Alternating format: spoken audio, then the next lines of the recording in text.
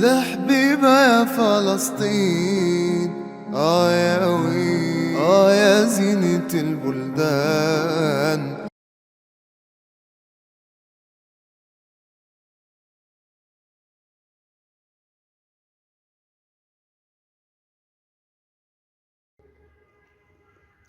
لقد أعادت لي مكناس مشكورة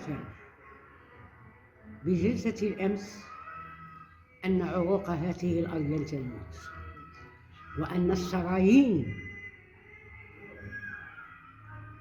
لا زال فيها الدماء المغربية العربية الإسلامية الأمازيغية الشريفة فيها تجري من أجل بعث جديد لوطن أولا ولأمة عربية إسلامية، رغم غدر الغرب وأمريكا الصهيونية والصهيونية العالمية التي تحكم الغرب كله.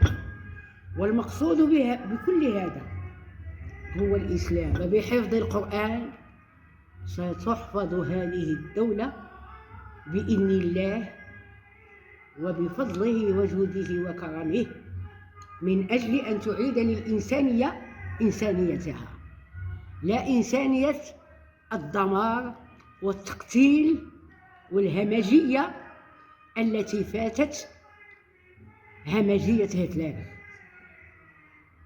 وبفكر مكناس التي أستحضر نشاطها الثقافي، ونحن في بدء خلق ثقافة جديدة في المغرب عن طريق جمعية البحث الثقافي، وحيي أهلها وناسها ومن كانوا يقومون بها، أصدقاء وإخوان، أحياء وأموات.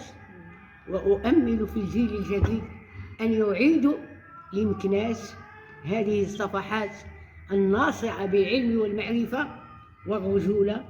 ولقد أحسست بالأمس أننا والحمد لله بفضلكم وبفضل ما قامت به نساؤكم ورجالكم من تكرم كبير ومن صدق خارق، أن هذه الأمة ستعود بفضل الله وشكره إلى سكة الحق والحقيقة والبعث الجديد كوطن وكأمة بفضله تعالى. إن شاء الله إن شاء الله.